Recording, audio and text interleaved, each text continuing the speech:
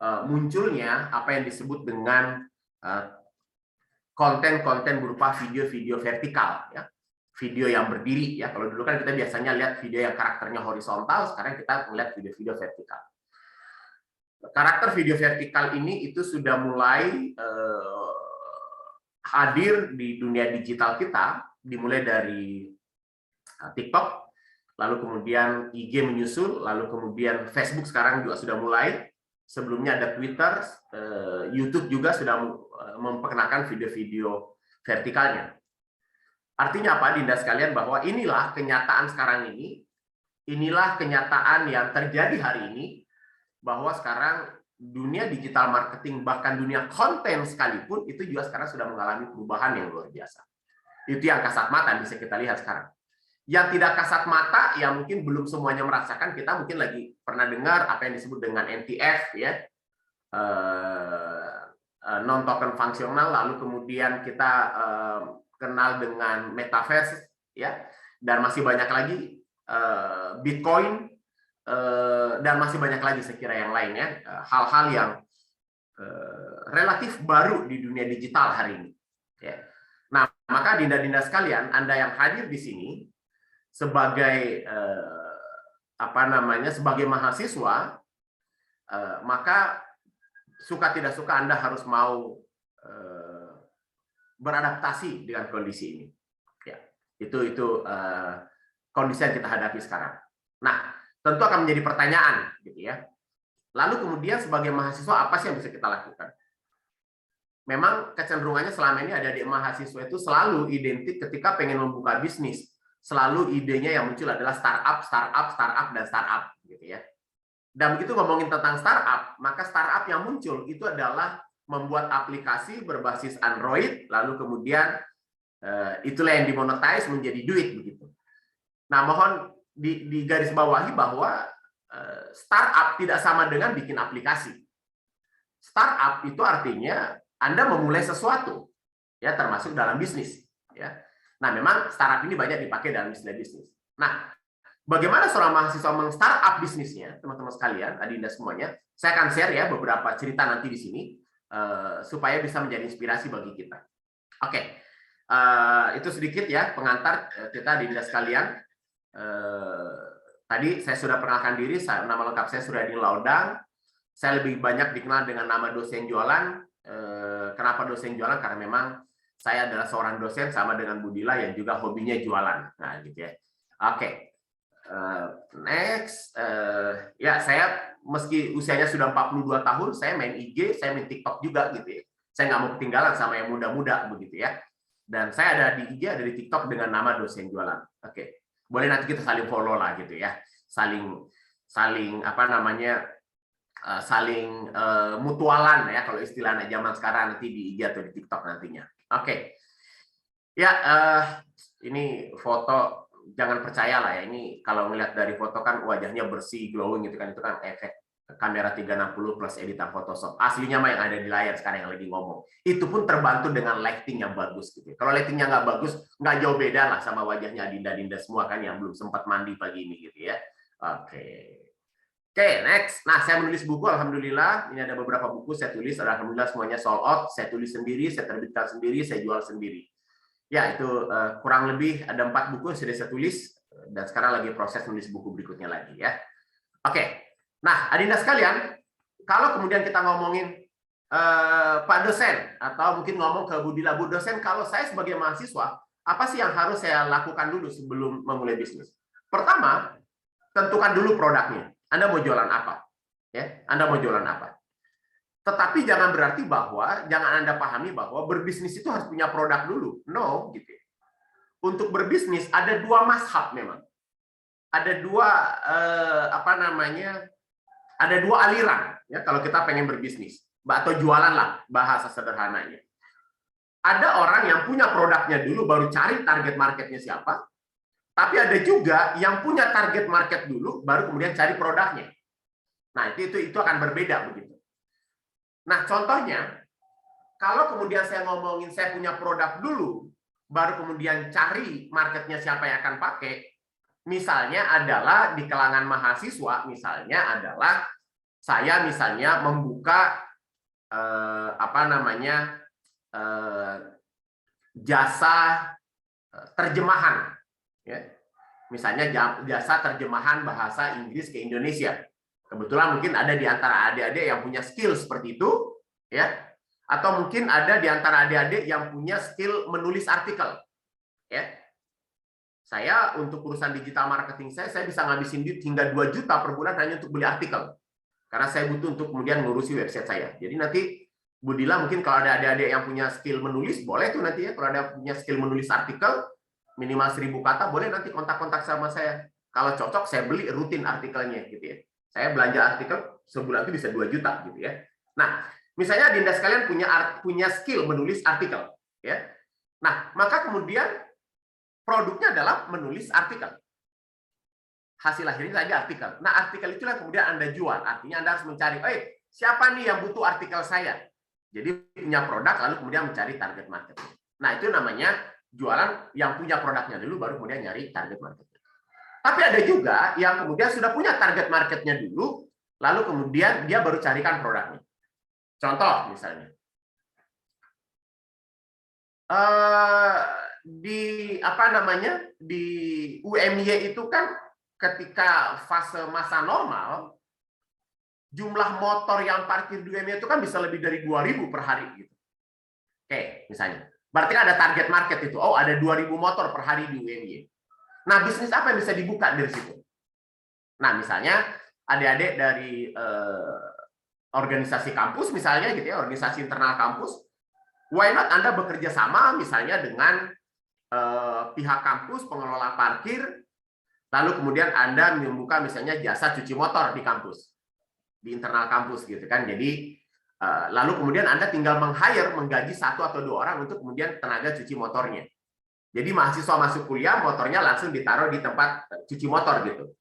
Ya, misalnya taruhlah cuci motor 20.000 misalnya. Ya. 10.000 masuk ke untuk gaji karyawan, 5.000 untuk bagi hasil dengan pengelolanya, 5.000 masuk ke kas organisasi Anda, atau Anda aturlah misalnya kan gitu ya. Artinya ada marketnya dulu, baru kemudian Anda cari produknya. Nah, dalam jalankan bisnis ini boleh Anda pilih salah satunya, ya. Jadi kalau Anda memang sudah punya produknya, ya sudah cari aja pasarnya. Tapi Anda punya marketnya, Anda paham marketnya, cari produknya apa begitu. Nah, itu cara memahaminya. Tapi oke lah, kita coba ambil dengan pendekatan bahwa kita sudah punya produk dulu. Nah, kalau kita sudah punya produk dan pengen go digital, pengen dijual secara online, apa yang bisa kita jual dulu? Oke, apa yang bisa kita tawarkan? Nah, ini ada beberapa. Apa yang bisa dijual? Oke, semua bisa dijual. Apa saja bisa jual, ya, asal benar dan halal, ya, benar secara aturan negara dan halal secara hukum agama, itu yang paling penting, ya. Ya banyak yang bisa dijual, tapi kan nggak semuanya, gitu ya. Kalau tidak benar secara negara, secara hukum negara, maka jangan dijual. Benar secara hukum negara, kalau kemudian tidak halal secara hukum Islam, ya sebaiknya jangan, kan gitu ya. Haram hukumnya kan gitu ya. Oke, apa yang bisa dijual? Satu, ada produk fisik. Produk fisik itu apa? Contohnya HP, laptop, ada mungkin sticky note, ada jilbab, ada ada bros jilbab misalnya, ada makanan. Nah, itu namanya produk fisik. Produk digital apa contohnya? E-book misalnya, ya, video tutorial, e-course misalnya, dan lain sebagainya. Ya, di bisnis saya belanja e-booknya per bulan itu bisa sampai 1 juta hanya untuk bikin e-book, ya, nulis e-book, lalu kemudian didesain. Nah, maka kalau ada adik mahasiswa yang punya kelebihan misalnya desain kayak begitu atau nulis e-book, boleh nanti lewat Bu Dila, nanti kita bisa saling kontak. Siapa tahu jasa Anda bisa saya pakai gitu ya. Tentu kita bayar secara profesional gitu ya. Oke, lalu kemudian ada jasa. Jasa apa tadi? Kayak misalnya tadi jasa cuci motor misalnya. Jasa apalagi misalnya ya, jasa menerjemahkan tadi, ya banyak jasa bisa kita jual. Profesi misalnya ada pelatih penari misalnya, pelatih rebana, pelatih nasib misalnya, nah itu bisa dijual. Program-program membership, ya biasanya ini berlaku di produk-produk herbal, MLM dan lain sebagainya. Itu ada produk-produk yang bisa dijual secara online.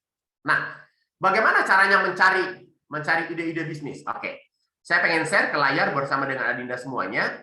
Mohon izin saya buka layar dulu ya. Oke.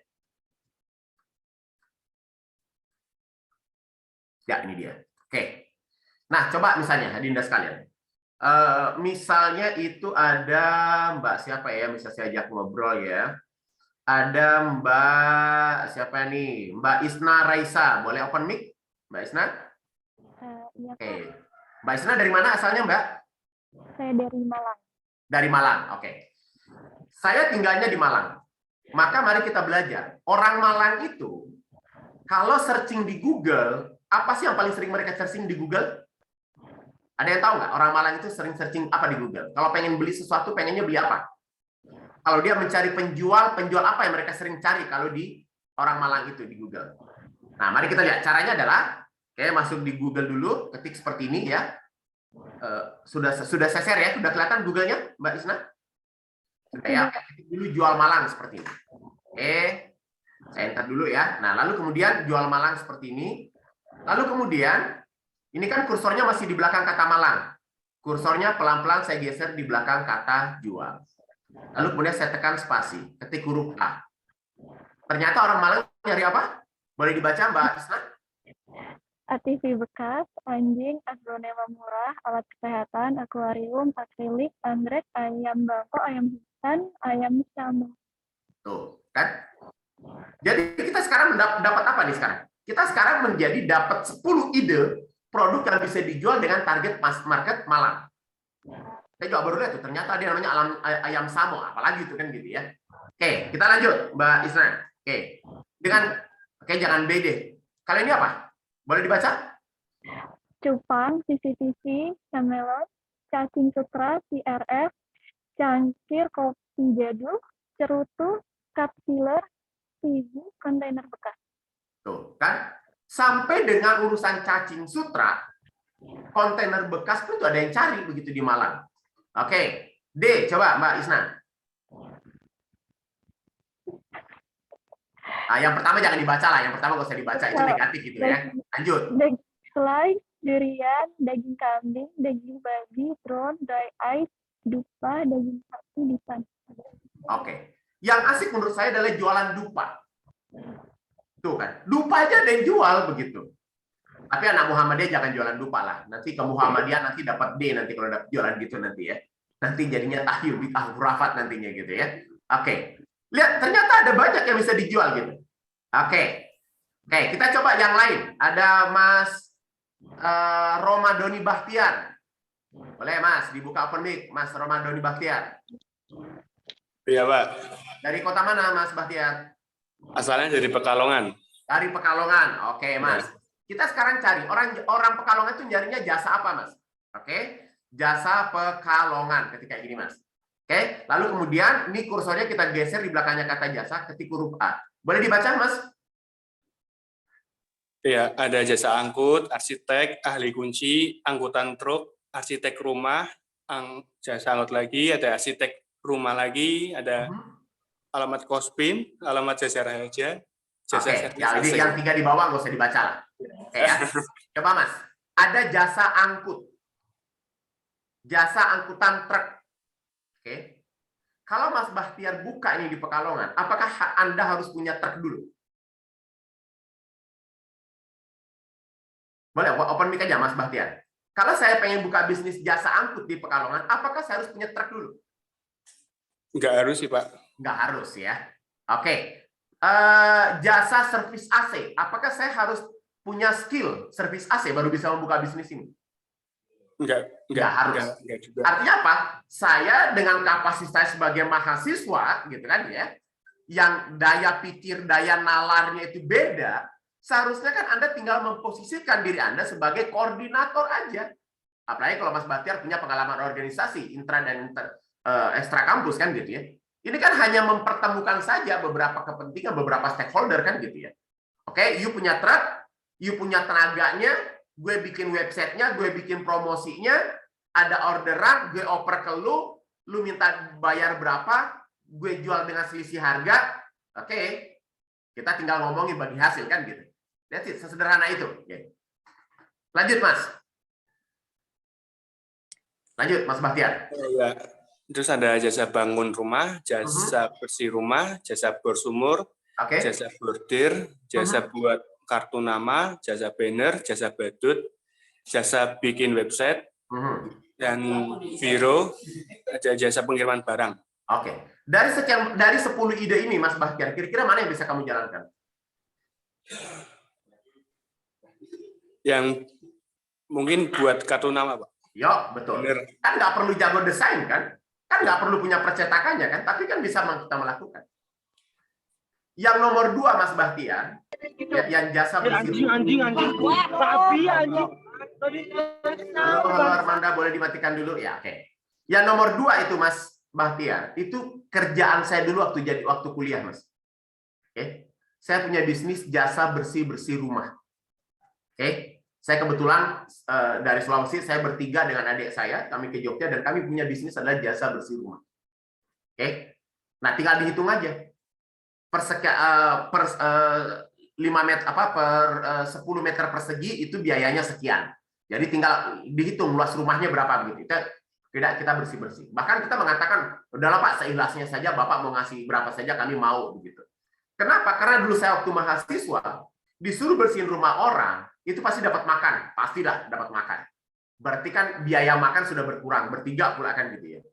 Oke. Lalu kemudian kita dapat uang dari mereka. Oke, nggak seberapa memang, Mas. Tapi duitnya paling gede, Mas Bahtiar, adalah setelah saya bersihkan rumah orang itu, pasti ada barang-barang bekas kan? Ada kertas, ada kardus, ada plastik, ada botol-botol, ada segala macam lah barang-barang bekas. Barang-barang bekasnya saya minta dan saya bawa pulang untuk saya jual ke Rosso. Dan akhirnya apa, Mas? Itu jadi duit. Artinya ini bisnis yang gampang. Cuma maaf, mungkin banyak di antara kita gengsi mau melakukan pekerjaan seperti ini gitu. Padahal ini bisnis besar. Dalam banyak kita lihat sekarang keluarga-keluarga muda Indonesia, apakah mereka termasuk orang yang betah membersihkan rumahnya? No, gitu. Nah, itu bisa kita eksekusi, Mas. Atau mungkin mau coba ini, Mas.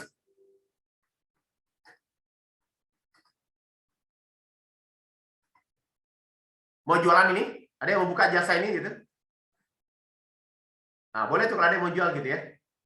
Jasa cabut uban itu ada harganya gitu. Ya. Ada. Atau ini ada nih.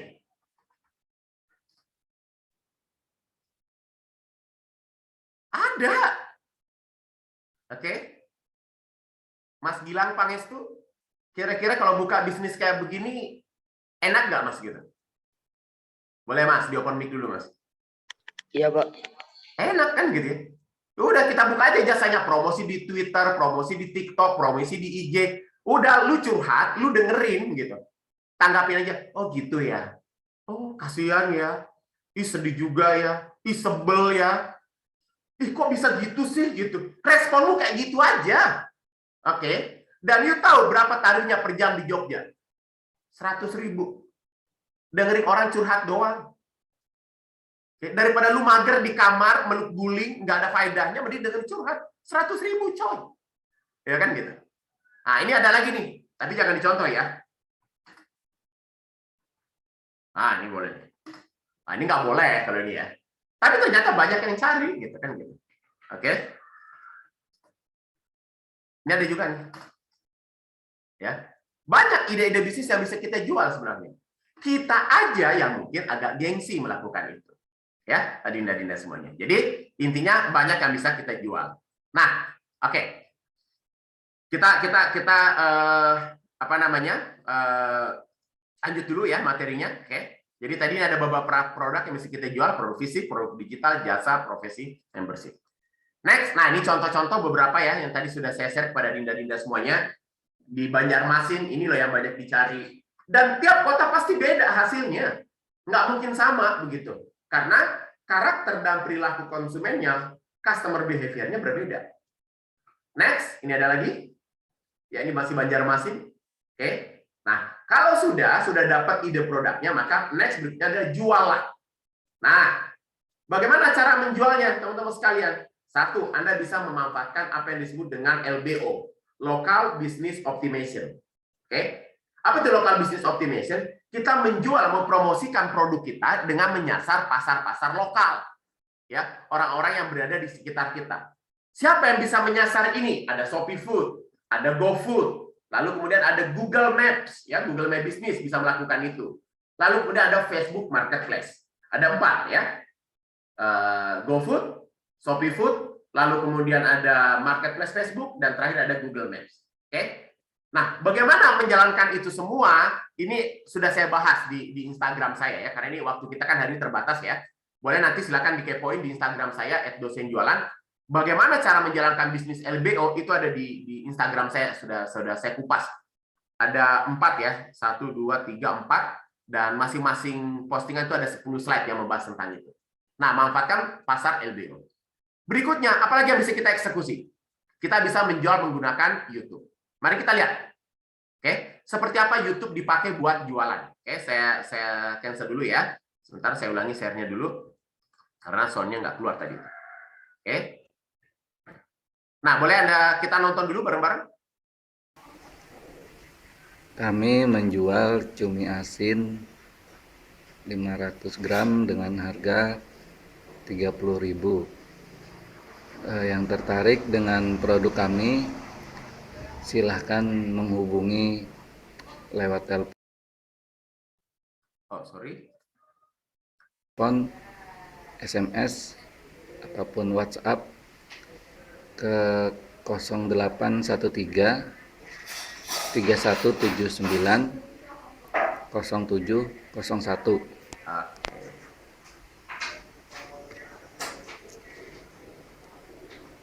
Oke, bisa ditonton ya tadi. Boleh Mbak Febita Cendana, boleh open mic Mbak Febita?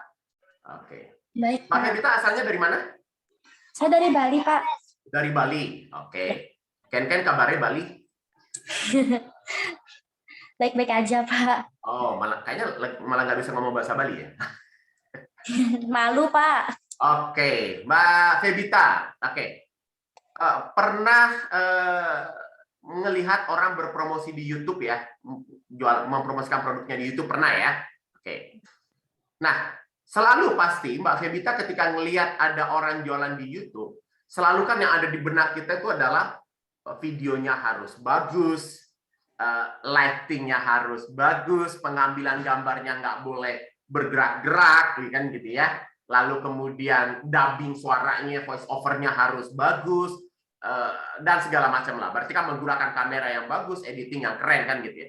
Nah, coba lihat video tadi Mbak Febita. Apa tanggapan Mbak Febita ngelihat video tadi? Video cumi, Pak. Apa? Ngelihat videonya kualitas kayak begitu gimana? Menarik sih, Pak. Soalnya kan makanan ya, Pak ya. Siap. Kalau melihat dari cara penggarapan videonya gimana? Maaf, Pak. Gimana, Pak? Kalau melihat cara membuat videonya, penggarapan kualitas videonya gimana? Bagus sih, Pak. Oke. Bagus ya. Kalau Mas Alsa Mustaqim, gimana Mas? Tanggapannya ngelihat video yang tadi, Mas? Kalau menurut saya dari segi videonya kurang menarik sih, Pak. Kurang menarik ya. Kurang menarik. Kalau coba mungkin kalau diolah lagi dengan mungkin pakai manggil tukang editor, tentunya mungkin akan lebih menarik lagi dan menarik minat konsumen juga. Oke, satu orang lagi deh, Mbak Dewi Ayu Indasari. Gimana pendapatnya Mbak ngeliat video tadi, Mbak? Sangat biasa aja, Pak. Nggak ada effort gitu. Nggak ada effortnya ya? Ya. Tapi tahukah Anda, bisnis ini yang punya bisnisnya namanya Mas Supian, orang Pontianak, yang kemudian nikah dapat orang Tuban di Kecamatan Wonokromo, Tuban. Dia sudah bisa beli mobil BMW dari bisnis jualan cumi asin dan ikan asin.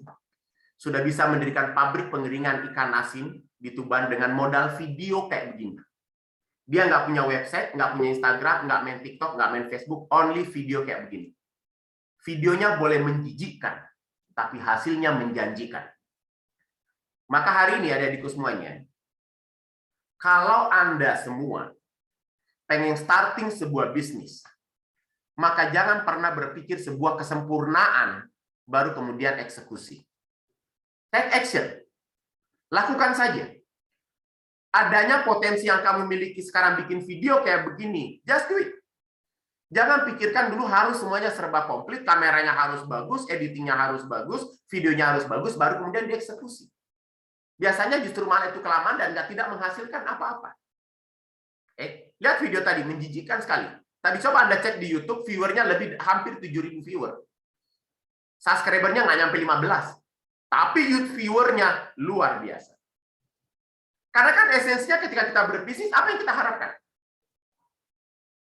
Dianggap wow atau jualannya yang wow? Kan jualannya yang wow kan seharusnya kita cari begitu. Teman-teman sekalian, Mas Supian ini saya ajari anaknya karena orangnya nggak bisa nulis status, nggak bisa ngomong di depan kamera kayak begini. Jadi saya bilang gini, bro, you buka laptopmu, buka Microsoft Word, MS Word, kamu buka, kamu ketik kata-katanya kami menjual cumi asin bla bla bla bla gitu kan. Lalu insert picture, maka picture-nya kayak begitu. Lalu kemudian kamu ambil HP-mu dan kamu rekam sendiri layar laptopmu. Dan hasilnya seperti ini. Sangat menjijikkan. Oke. Kenapa saya bilang kayak begitu? Karena saya tahu masnya ini, dia nggak punya modal untuk jalankan bisnis. Dia bukan keturunannya Bakri Group. Dia bukan anak cucunya Hartono Group. Dia bukan anak cucunya Jarum Group. Dia bukan anak cucunya Kala Group. Dia bukan keturunannya Transcorp-nya Heru Tanjung. Enggak. Dia bukan siapa-siapa. Dia orang yang nggak punya modal, modalnya terbatas. Makanya sudah lakukan yang bisa kamu lakukan. Beda cerita kalau kamu adalah anak cucunya Bakri Group. Boleh kamu bikin video yang lebih keren, bikin video yang bagus, nggak ada masalah. Sepanjang modalnya nggak ada. Lah kalau nggak punya modal, ya meski saya tahu sih, semua anak UMY itu kan orang-orang kaya 7 turunan semua kan gitu ya. Ya sayangnya ada yang keturunan ke-8, ada keturunan ke-9, keturunan 10, keturunan 11, udah habis kekayaannya kan gitu ya. Jadi ya sudahlah, lakukan mulai dari apa saja. Kalau kata orang Jawa, ya yang penting glundung. Glundung aja dulu, glundung perbaiki, perbaiki. Karena kita sama, Adinda semua, kita terlahir dari ekonomi yang pas-pasan. Ya sudah, lakukanlah yang bisa kita lakukan. Jangan dipaksain. Mari kita lihat video berikutnya.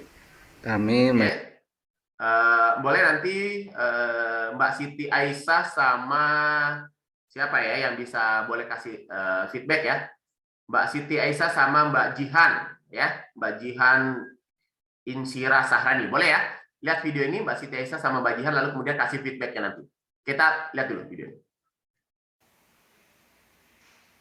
Oke, ini nggak ada suaranya memang.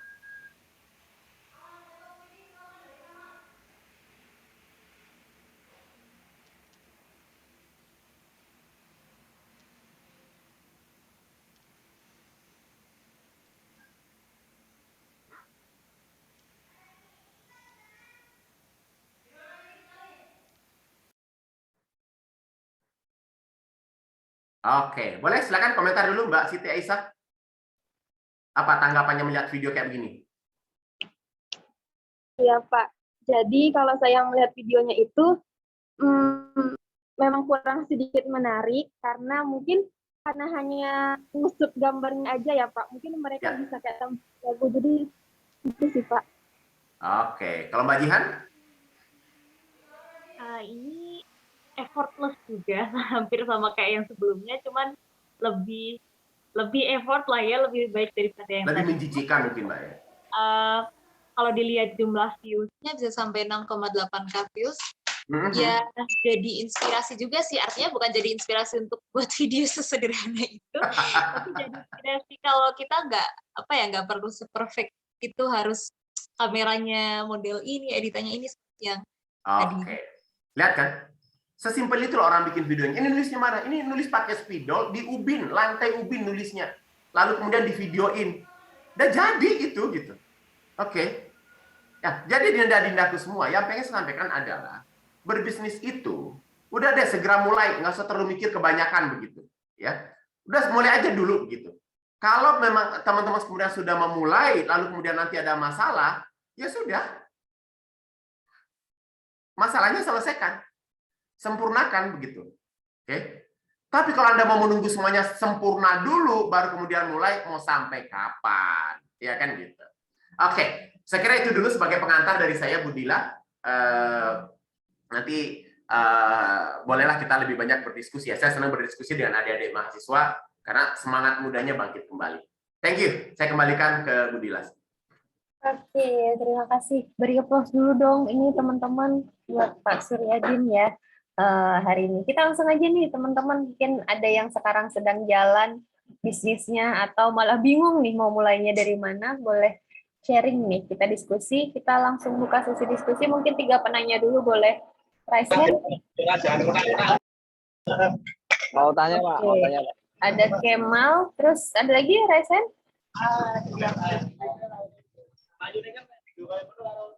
Oke, Kemal, Sabah, satu lagi?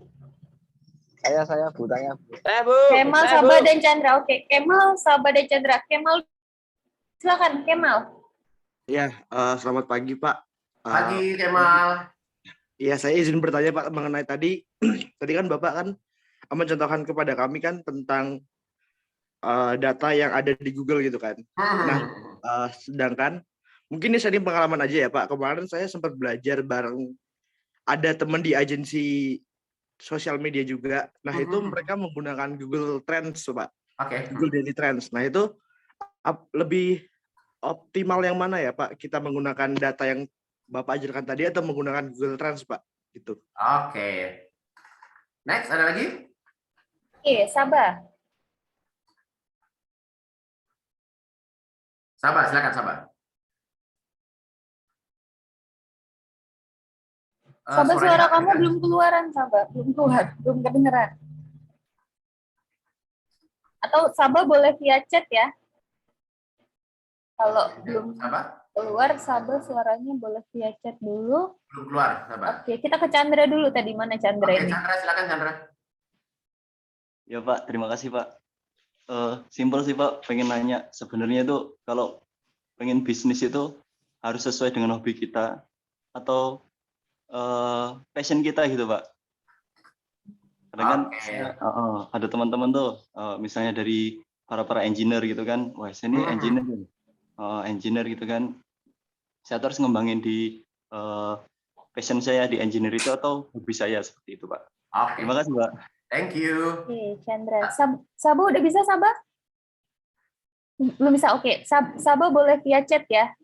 Ini sementara ada 2 dari Kemal dan Chandra dulu. Monggo. Oke. Baik, mohon izin Bu Dila.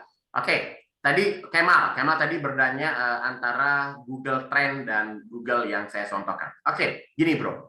Saya coba share lagi ke layar ya. Oke, saya senang. Ya.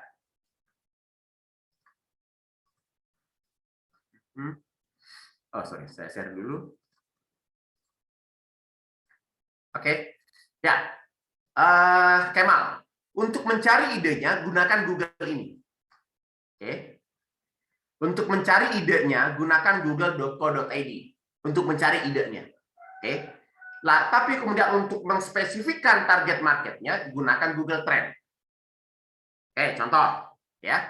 Contoh ya. Ini saya buka dulu Google Trend-nya. Oke. Nah, saya buka Google Trend. Saya misalnya sudah punya ide nih, ada banyak ide nih yang pengen saya eksekusi. Saya misalnya tadi adalah saya orang Pekalongan, berarti kan saya di Jawa Tengah ya. Pengen ngecek nih. Saya pengen jual mukena, oke. Lalu kemudian pengen jual daster, oke ya. Saya tulis saja, saya buka Google Trend, jual daster, lalu kemudian pengen jual tunik, ya mungkin ya. Pengen jual apa lagi? Jual jilbab, ya oke lah ya. Lalu kemudian jual apa lagi kira-kira? Daster sudah, mau kena sudah, jualan kaos, oke ya. Oke. Nah, dari sini kita bisa membaca, Bro. Kan tadi saya punya 5 ide bisnis misalnya. Oh, saya uji dia. Kalau saya jual mukena, jual daster, jual tunik, jual jilbab, dan jual kaos dengan target market Indonesia, 1 tahun terakhir gimana nih potensi pasarnya? Ternyata jualan kaos paling tinggi. Oke deh, jangan jualan kaos yang paling tinggi misalnya, jual kemeja misalnya gitu ya. Oke, supaya bisa berimbang.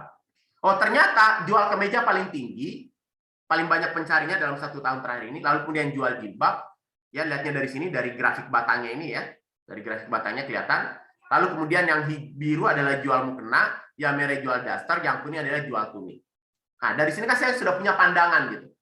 Oke, saya pengen jual ini deh, jual kemeja tadi ya. Mana yang jual kemeja? Oh, jual kemeja. Kalau saya pengen fokus jualan kemeja, maka target marketnya ada di mana? Oke, ini jual kemeja. Ini ada subwilayah, klik aja di sini. Tak, maka keluar. Oh, ternyata Jogja, Jakarta, Kalimantan Barat, Bali, dan Sulawesi Selatan yang paling banyak butuh kemeja. Itu kalau ngeliat dari provinsinya. Kalau ngeliat dari kotanya mana? Oke, oh ternyata datanya nggak ada. Coba kita jilbab. Oke, kita lihat kotanya seperti apa.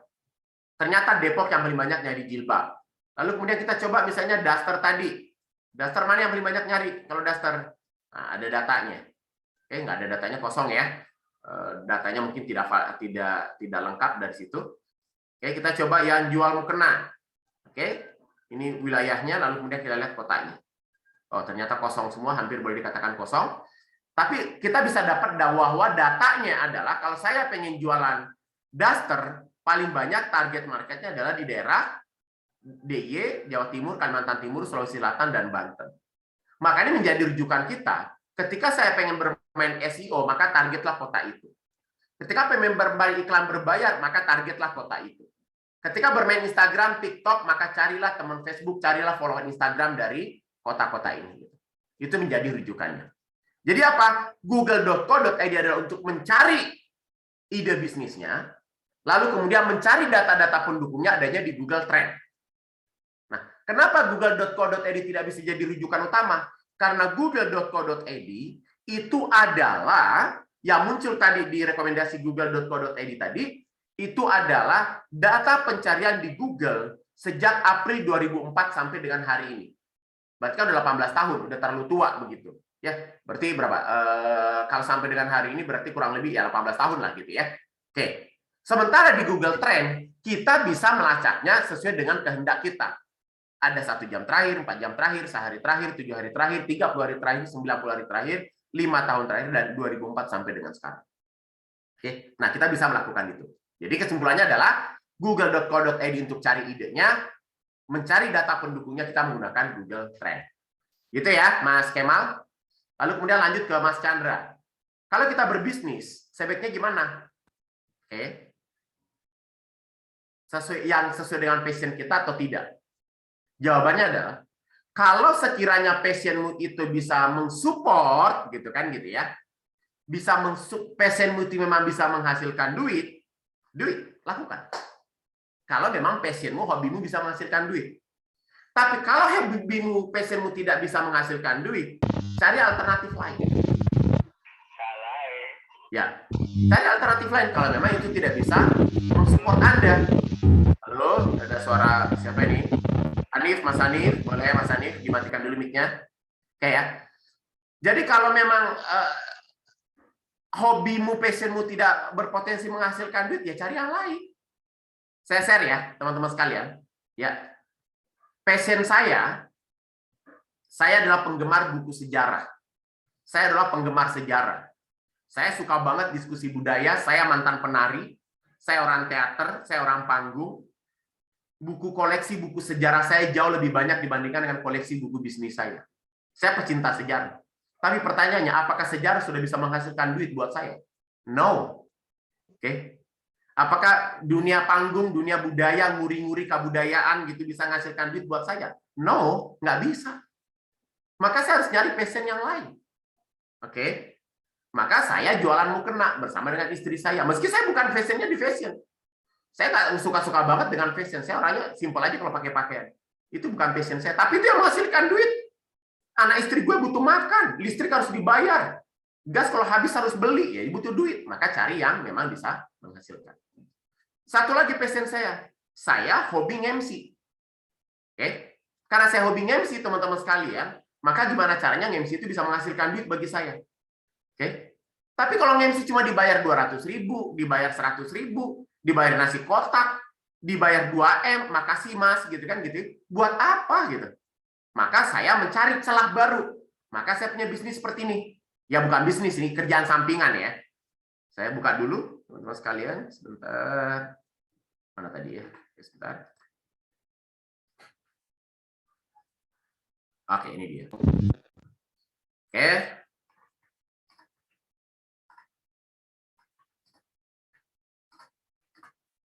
Oke. Ya. Oke, ini betul-betul saya optimasi, makanya YouTube saya muncul di halaman pencarian pertama. Oke. Teman-teman sekalian, ini video saya MC pernikahan bahasa Bugis kayak begini, ya teman-teman sekalian. Saya sekali manggung dibayar 7 juta. Imagine this scenario. You buy a little known cryptocurrency at $2.82 Tapi karena memang from a major saya exchange. punya skill berbahasa Bugis yang lancar, bahasa Indonesia, punya skill MC, saya jual. Kalau saya MC kayak misalnya di level RC, level RC, apa bayarnya harus informasi. Maka saya ngambil spesifik pasar. Pasarnya tapi ada yang saya jual. Ini yang buat saya bisa ke Malaysia, bisa ke Australia, bisa keliling Indonesia, tiket pesawat ditanggung, lalu kemudian hotel, makan, dan lain sebagainya bisa. Nah, itu passion saya. Tapi ini nggak bisa menjadi pekerjaan tetap, karena yang butuh sedikit. Yang bisa muter tiap hari nggak bisa. Gitu. Nah, jadi kesimpulannya, kalau passionmu bisa menghasilkan duit, jadikan duit. Tapi kalau nggak bisa, beralih ke yang lain. Ingat bro, terutama laki-laki, Anda harus segera mapan, karena kalau Anda mapan, wajah termaafkan. Gitu. Oke. Kembali ke Budila. Silakan Budila. Oke, terima kasih Pak. Ini udah ada pertanyaan tadi dari Sabah, karena nggak bisa jadi via chat.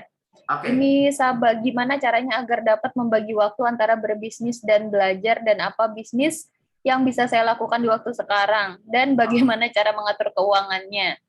Itu dari Sabah. Terus tadi sudah ada yang raise hand, ini Jihan dan Grandi. Monggo Jihan dulu. Silakan Jihan. Iya, terima kasih atas kesempatannya. Jadi sebenarnya lebih ke sharing ya. Jadi saya juga sedang memulai bisnis bersama teman-teman. Itu karena saya bisnis hijab. Apa? Oh, hijab. Oke. Ya. Kalau itu sebenarnya saya maksudnya tidak berangkat dari misalkan di wilayah saya yang dibutuhkan oleh masyarakat apa, tapi dari fashion, karena saya suka fashion dan kebetulan memang banyak saya di sosmed tuh banyak yang suka kayak minta Kak tutorial dong ini, jadi kayak oke, sepertinya pas, dan kebetulan ada yang ngajak juga yuk bisnis hijab seperti itu. Nah, maksud saya gimana cara kita untuk eksekusi berikutnya kalau berangkatnya itu dari fashion. Sebenarnya ini sudah mulai kayak kita mulai bikin produknya dan foto produk dan lain-lain, tapi untuk kemudian tapi belum dipublish gitu Bapak. Terus kemudian pas mau publish saya cek-cek lagi video katalog dan lain-lain, kayak ternyata masih banyak yang kurang, ini jahitannya kurang rapi, ini kurang ini. Nggak puas gitu ya? Iya, nggak puas. Gimana Bapak untuk itu, apakah apa adanya itu dulu aja atau kita improve dulu gitu produknya, karena kita bikin brand baru gitu Bapak. Oke. Oke, setelah Jihan ada Grandi tadi. Grandi mana nih? Grandi? Ya Bu, halo. Oke, silakan Grandi. Oke, Pak, ini mau bertanya. Makasih Pak, jenengan udah ngajarin. Ini saya sering ngikutin jenengan juga. Pernah ikut. Ikutin saya kemana? Tidur? Enggak Pak, dulu pernah ke Piungan itu pernah Pak. Oke, thank you Mas Grandi. Terus ya, bila usahanya udah jalan Pak beberapa. Ini Pak mau nanya ini kan kalau di Facebook Marketplace itu tinggal kita ngiklan pasang terus jualan. Nah, bagaimana optimalisasinya Pak biar mungkin postingan itu tetap di atas satu. Terus sama bagaimana kita ini optimalisasi website ini Pak, Google ini loh Pak. Itu caranya seperti apa? Yang ketiga ini sama maaf ya Pak, agak banyak. Yang ketiga ini kan kalau jualan kan ada branding produk, branding orang, sama branding kantor nih. Nah, kalau saya kan main di barang bekas nih Pak. Kalau main di barang bekas kan otomatis barang itu cenderung nggak bisa di-branding karena barang itu umum dan karena main bekasan gitu Pak. Jadi yang di-branding itu apanya Pak yang bisa optimal? Seperti itu. Terima kasih Pak. Oke. Oke Pak. Ya, terima kasih Grandi. Enggak Pak, 3 dulu nanti lanjut sesi selanjutnya. Oke, Sabah. Oke. Kamu apanya ini? Ratu Balkis namanya Sabah gitu ya. Dari negeri Sabah gitu ya. Oke, bercanda ya Sabah ya. Oke. Mana Sabah? Open mic. Sabah mana? Open mic. Oke. Oh, belum bisa keluar suaranya ya? Iya, ini yang tadi nggak keluar suaranya. Oke. Baik, saya share dulu, Bro. Oh, bisa, Pak. Oh, bisa sekarang ya? Oh, bisa, bisa. Ya. Oke, sekarang udah bisa. Oh, bukan rezekimu berarti tadi Sabah gitu ya. Oke. Sabah, you hidup berapa jam per hari? 24, Pak. 24 ya. Oke. Hidup 24 jam per hari. Lah, tidur berapa jam per hari? Nggak nentu, Pak. Berapa rata-rata? 4 jam. 4 jam. Oke, keren lo bisa 4 jam. Oke lah. Keren lo bisa 4 jam mahasiswa. Sambil gawe, Pak. Hah? Sambil gawe saya. Oh, oke. Lalu kemudian kuliah sekarang. Waktumu untuk kuliah sekarang per jam berapa hari? Satu hari berapa jam waktumu untuk kuliah? Termasuk ngerjain tugas dan lain sebagainya.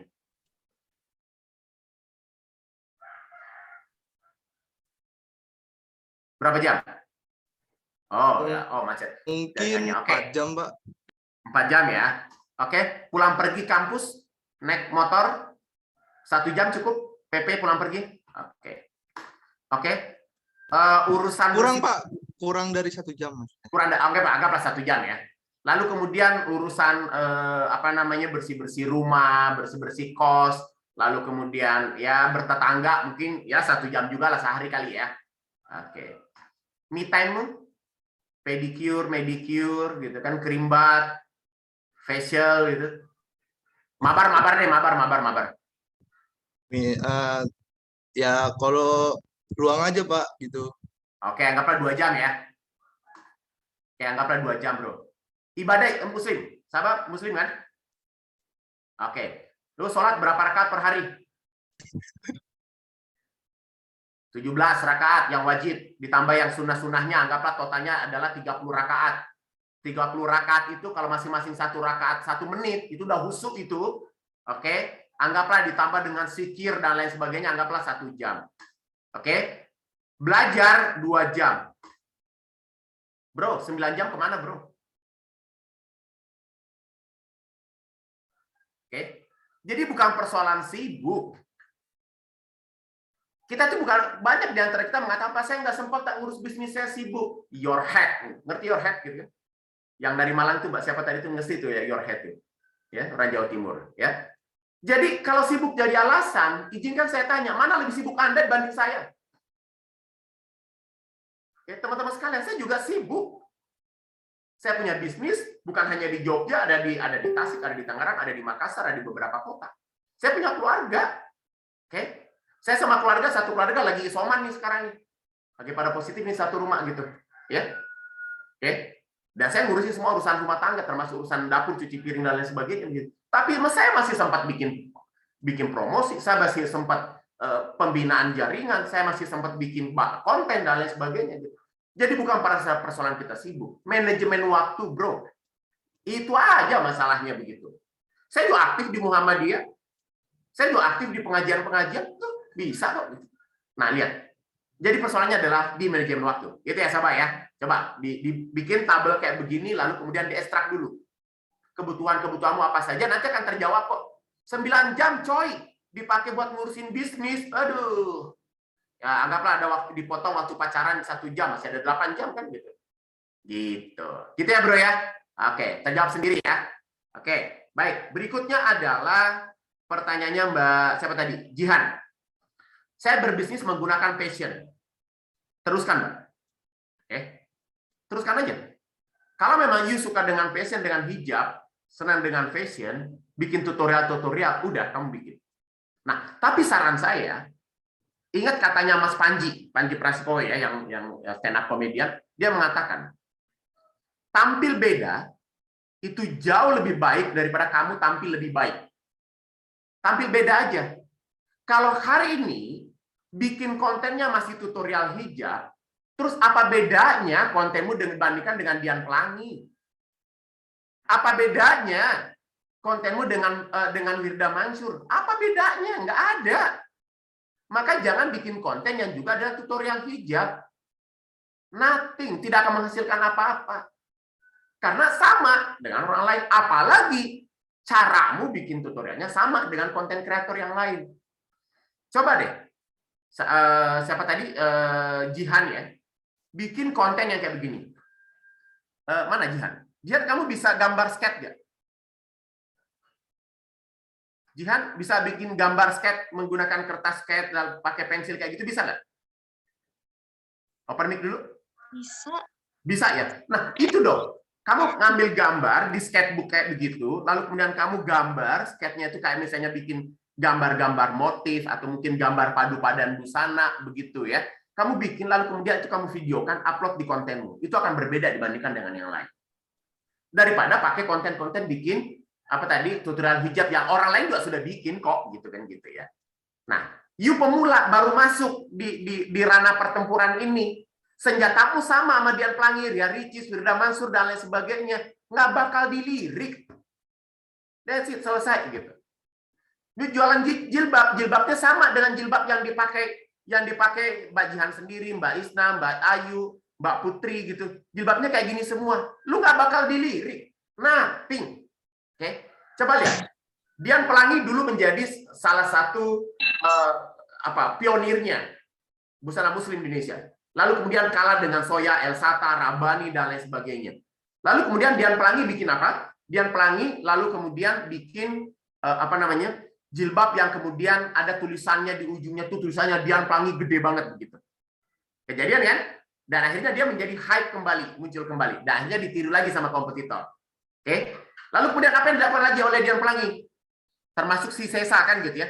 Dia bikin lagi tulisannya Dian Pelangi, itu kemudian dibordir di jilbabnya, termasuk si Sesa kayak pakai payet warna-warni kayak begitu.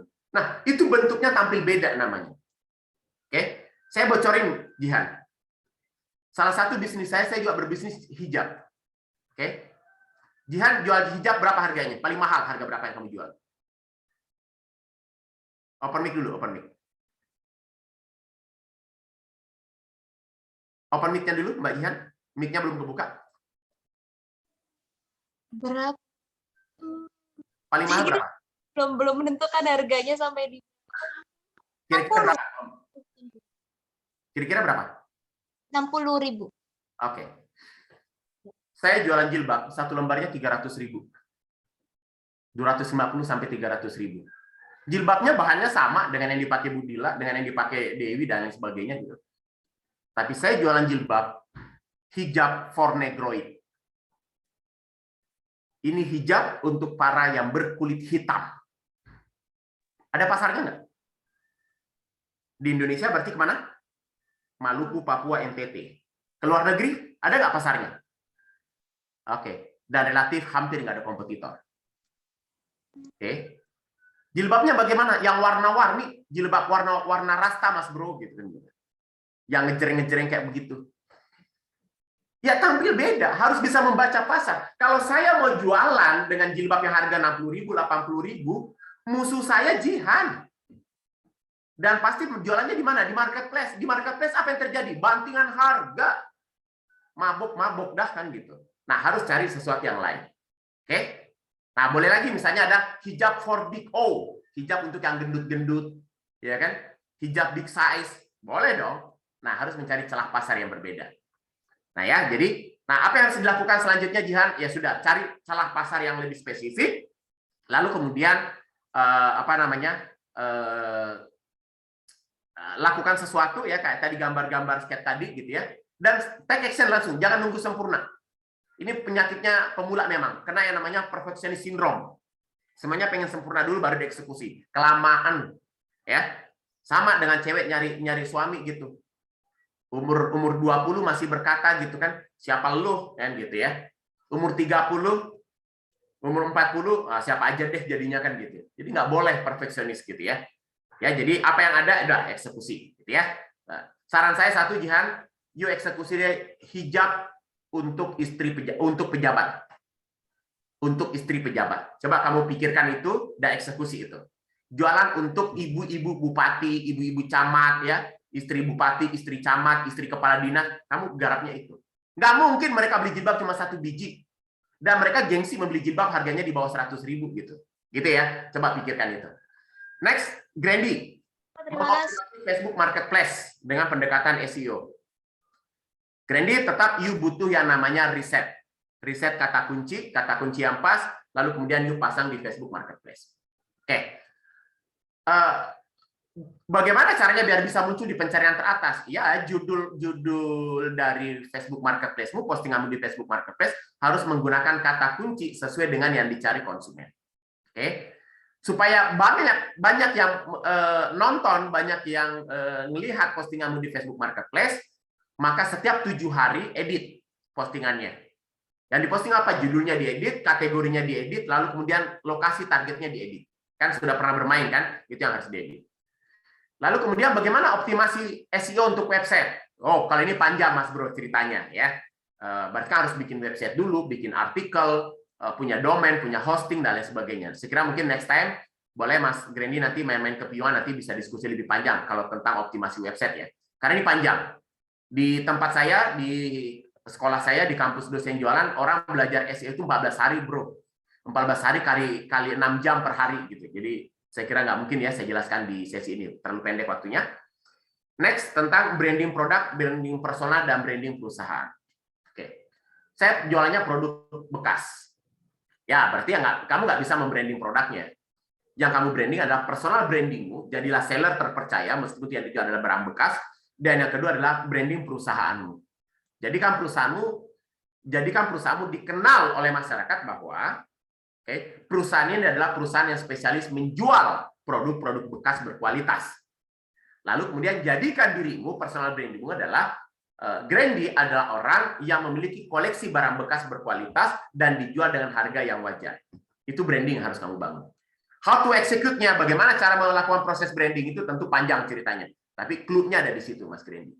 Thank you buat semuanya. Kita kembali ke Bu Dila.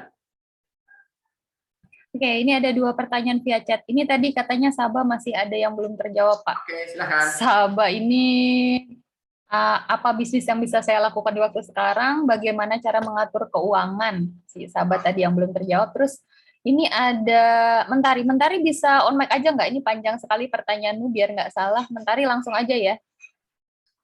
Dan Givari nanti setelah Mentari. Mentari bisa on mic, Mentari? Bisa, Bu. Mentari langsung aja, Mentari. Oke, bertanya Bapak, jadi keluarga saya itu punya bisnis di bidang kuliner.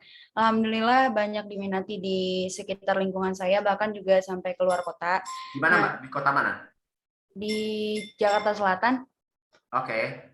Nah, terus dulu itu sempat saya diajak kerjasama, orang tua saya diajak kerjasama, tapi ujungnya malah kayak ditipu gitu, jadi usahanya harus gulung tikar dan harus mulai dari nol lagi.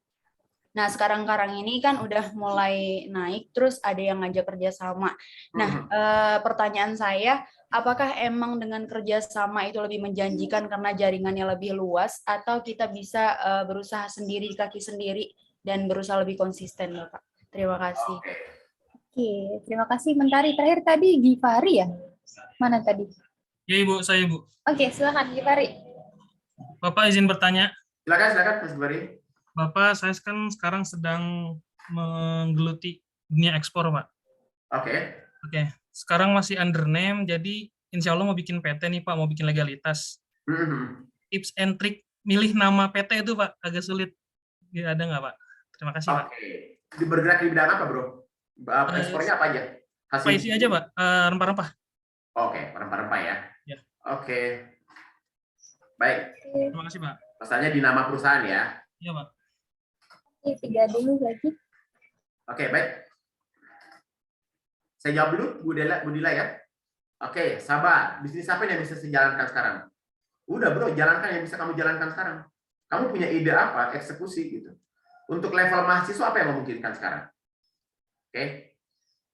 Saya kira tadi kan sudah banyak ya ide-ide yang saya share tadi, cara mencari idenya kan tadi ada banyak tuh. Nah, yuk cari di situ, tadi tuh jual apa gitu ya. Jual misalnya tadi Pekalongan jual A, Pekalongan jual B, Pekalongan dan seterusnya. Kan ada A sampai Z. Taruhlah masing-masing dapat 10 ide. Ya, anggaplah mungkin X dan Z mungkin nggak ada. Anggaplah total dapat 200 ide bisnis. Masa sih dari 200 ide bisnis itu nggak ada satupun yang nyantol kan gitu kan gitu. Jadi riset aja dulu, searching aja dulu, lalu kemudian eksekusi. Dan wajib hukumnya sahabat, you ada teman diskusi. Saya kira Budila bisa menjadi teman diskusimu, mana bisnis yang layak diperjuangkan kan gitu ya. Oke. Kedua, tentang bagaimana mengatur keuangan. Sama bro. Oke. Dulu waktu saya kuliah juga saya punya bisnis kayak gitu, nggak bisa juga ngatur keuangan gitu, karena nggak punya ilmunya. Lah ente enak sekarang ada yang ditanyain. Saya dulu nggak ada teman bertanya gitu. Zaman saya kuliah, guru bisnis itu hanya ada Pak Purdi Chandra, ada Pak Rinal Kasali gitu ya, dan ada Bob Sadino gitu. Zaman segitu ngikut seminarnya beliau bayarnya udah 3 jutaan tahun 90-an begitu ya. Nangis dah pengen ikut seminarnya beliau semua kan gitu ya. Kalau hari ini kan enak nih kan gitu ya. Kita di Zoom difasilitasi sama kampus. Makanya kebangetan kalau nggak serius kan gitu ya. Jadi bagaimana caranya ngatur keuangan? Ya ini belajar dari kesalahan saya. Jadi saya bukan orang yang sukses, nasabah dulu ketika saya masih muda. Saya adalah yang salah gitu. Satu, zaman saya muda dulu, ketika saya belum nikah, satu hal yang saya lakukan Mas, ketika saya punya duit, saya selalu membeli yang namanya perabotan rumah tangga. Karena memang saya siap mau nikah kan gitu ya. Jadi beli lemari ya. Jadi datang tuh ke toko-toko Barkas tuh, kayak tempatnya siapa tadi? Tempatnya Grandi tadi, datang tuh ada kayu nih bagus, ada lemari bagus kan gitu ya, dari kayu jati gitu gua beli kan gitu ya. Ya, jadi besok ngelamar anak orang itu udah pede aja gitu. Udah kita mau nikah ngontrak apa-apa, tapi perkakas sudah lengkap semua kan gitu. Contoh kayak begitu gitu ya. Kalau pecah belah mah nggak usah beli kalau untuk peralatan dapur. Nanti banyak yang nyumbang nanti pas resepsi nantinya gitu ya. Beli yang kayak gitu-gitu, atau beli kayu bekas, kayu papan-papan kayak gitu kan dikoleksi gitu ya. Satu itu. Tapi ada yang lebih bagus lagi, Gren. Sahabat yang bisa kamu lakukan. Beli emas, bro. Oke. Jangan nabung di bank. Nabung di bank itu pasti akan berkurang duitnya gitu. Dengan biaya administrasi gitu. Beli emas. Beli emas-emas batangan itu antam, emas-emas antam kayak begitu. Kalau belum mampu beli yang 1 gram, oke, belilah yang belilah yang model-model gift yang 0,25 gram yang harganya cuma berapa tuh 60 ribuan. Beli kayak begitu. Percaya deh, giliran kamu nikah itu harganya udah naik. Harganya udah naik dan itu bisa jadi modal nikah kan gitu. Jadi belinya emas kayak begitu. Nah, itu yang sekarang saya lakukan, bro. Jadi di rekening nggak terlalu banyak uang yang saya simpan, saya lebih banyaknya investasinya dalam bentuk emas. Begitu udah cukup, saya belikan tanah, cukup lagi belikan tanah dan lain sebagainya. Ya, itu caranya ngatur keuangan. Oke. Tapi nanti ketika bisnismu berjalan, bro, ya, itu kan tadi keuangan pribadi saya ya. Kalau keuangan perusahaan, daripada saya pusing, saya memang meng-hire konsultan keuangan. Ya. Jadi daripada saya pusing bikin laporan keuangan, bikin laporan pajak, saya hire konsultan keuangan. Karena nggak mungkin kita sebagai pebisnis jago dalam semua hal. Ada orang jago di produksi, ada orang jago di marketing, ada yang jago di pembiayaan, ada orang jago di ide kreatif dan lain sebagainya. Nggak mungkin kita jago semuanya. Ya, saya jago mungkin di pemasaran dan ide-ide bisnisnya begitu, di ide kreatifnya. Tapi marketing, manajerial, SDM dan lain sebagainya, keuangan, saya nggak jago-jago amat gitu. Saya hire orang, saya menggaji orang. Ketika memang saya sudah siap, ketika memang cash flow bisnis saya sudah cukup untuk itu, gitu ya. Oke. Lanjut ke Mentari. Mentari tadi bisnisnya adalah bisnis kuliner tentang kolaborasi. Hati-hati Mbak Mentari. Yang namanya kolaborasi ada namanya memang dalam bisnis itu ada namanya memang apa sih istilahnya ya? Prematur partnership. Prematur partnership itu artinya adalah partnership yang lahir terlalu dini. Maka hasilnya pasti akan buyar. Nah, apa contohnya prematur partnership itu adalah kita membuka bisnis karena faktor kedekatan aja. Ya, teman kuliah, teman organisasi, teman komunitas, teman habis ikut pelatihan dan lain sebagainya kan gitu ya. Lalu kemudian ya udah bikin bisnis gitu. Nah, itu hati-hati. Dalam agama kita teman-teman sekalian, untuk berpartner itu kita diajarkan, oke, berpartnerlah dengan orang-orang yang memang sudah teruji. Cara menguji partner bisnis itu dalam agama Islam adalah bersafarlah bersama dengan dia. Lakukanlah perjalanan jarak jauh bersama dengan dia. Karena dengan melakukan perjalanan jarak jauh, pasti Anda akan, misalnya ya Anda naik kereta api kan gitu ya, maka pasti Anda akan lihat gaya duduknya, dia betah apa duduk atau gimana, di duduknya atau gimana, ada kelihatan dia makannya gimana, Ya, dia kalau dia diajak makan bersama lebih egois atau enggak itu kan kelihatan dari situ. Kalau tidur dia bagaimana, ketika waktu ibadahnya dia bagaimana, akan kelihatan ketika kita bersafar. Maka dalam agama Islam diajarkan kita untuk seperti itu. Berikutnya, yang kedua, teman-teman sekalian, dalam agama Islam kita diajarkan ketika kita berkolaborasi, catat, harus ada yang namanya catatan tertulis. Harus ada hitam di atas putih. MOU-nya harus ada. Oke? Yang ketiga, ya teman-teman sekalian, dalam berbisnis itu, dalam berkolaborasi, orang yang pengen Anda ajak kolaborasi, uji dulu. Misalnya, pinjemin duit dulu, kasih kepercayaan dulu, begitu. Dia amanah nggak dengan duit itu? Kalau nggak, jangan coba-coba. Nah, makanya dalam Islam ada yang namanya muamalah, kan gitu. Oke? Nah, kerjasama kolaborasi dalam bisnis disebut dengan sirkah. Nah, maka kemudian itu saya kira di FAI-nya UMY ada mata kuliah tentang itu nantinya gitu. Nah, silakan nanti dipelajari di situ. Jadi kolaborasi belum tentu bisa menghasilkan lebih bagus dan lebih baik, bisa jadi menghancurkan. Ya, maka hindari ya namanya kerjasama yang kemudian asal kita kerjasama ya pakai jari kelingking lalu kemudian ditautkan kayak begitu ya kita sepakat ya sehidup semati gitu kan gitu. Harus ada hitam di atas putih. Itu wajib dilakukan ya. Ada kalanya ya saya dengan beberapa teman-teman bisnis saya juga berkali-kali gagal di bisnis kolaborasi dan itu jadi pengalaman bagi saya. Ada beberapa teman-teman yang ngajak saya kolaborasi bisnis, saya bilang kayak begini, bro, saya curiga jangan-jangan kita tuh memang cocoknya jadi sahabat, jadi teman ngopi, jadi teman ngobrol, jadi teman main bola, jadi teman jadi teman ngopi, kayaknya lebih enak kayak gitu daripada kita jadi teman bisnis. Ya kalau kita memang cocoknya jadi teman main bola, ya udah kita jadi teman main bola aja, bro. Nggak usah dipaksain jadi teman bisnis karena dalam bisnis itu kan bisa bahaya. Ya.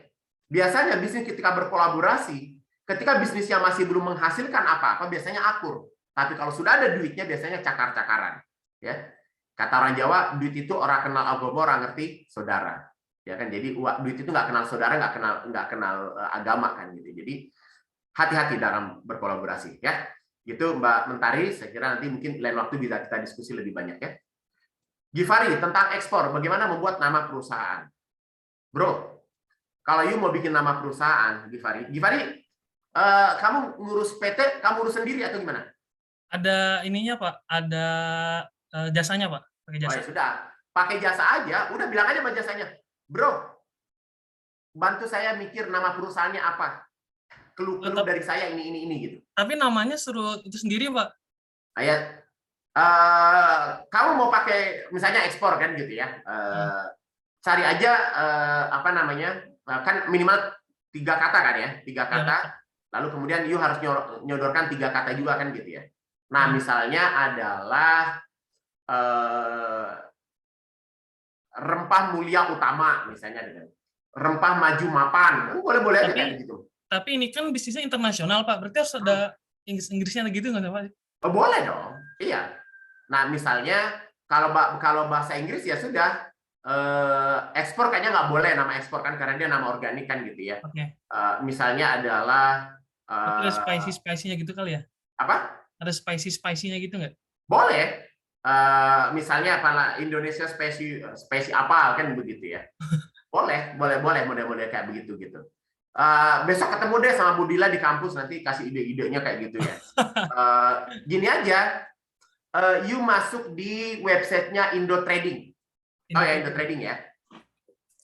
Masuk di websitenya Indo Trading, lalu kemudian you baca semua nama perusahaan orang di situ, saya yakin muncul ide gitu. Masuk aja di websitenya indotrading.com, lalu kemudian baca semua nama perusahaan orang lain, tinggal kamu mix nantinya gitu. Gitu ya, Givari ya. Baik Pak, terima kasih Pak. Oke. Kembali ke Budila. Oke, gitu ya, Givari ya. Oke. Selanjutnya ini udah ada yang raise hand, ada Alzam, monggo teman-temannya 2 yang lain juga boleh kalau ada yang mau ditanya ini sementara Alzam dulu. Alzam silakan. Oke, ya, assalamualaikum Pak. Ya, izin tentang iklan, khususnya iklan buat dana-dana pelajar lah Pak. Dana apa? Buat iklan buat dana pelajar. Nah ini pertanyaan saya tentang gimana kalau iklan tuh lebih memilih mengerucutkan target agar harga iklannya lebih murah dan tertarget gitu loh Pak, atau lebih memilih iklan yang meluas tapi dengan konsekuensi harga iklannya lebih mahal Sekian Pak, terima kasih. Tentang iklan-iklan berbayar nih ya? Iya Pak, kayak iklan di Facebook Ads atau di Shopee. Iya. Kayak gini bro. Pertanyaanmu tadi antara iklan dengan yang targetnya spesifik tapi budgetnya jadi mahal, atau yang targetingnya luas tapi budgetnya bisa lebih murah. Oke. Kesimpulannya gini bro, itu nggak bisa dipisahkan. Itu nggak berdiri sendiri. Keduanya terhubung. Karena proses ngiklan itu, iklan berbayar itu pakai konsep funneling, ya. Pakai konsep apa namanya? Saya share dulu ya contohnya ya.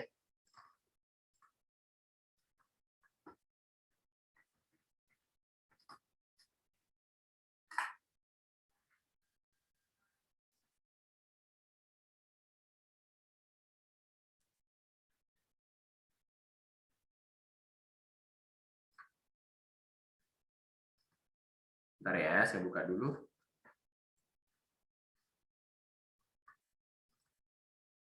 Oke. Konsepnya seperti ini. Saya ambil dari Google aja ya, biar cepet ya. Jadi gini, bro. You memang harus bertahap.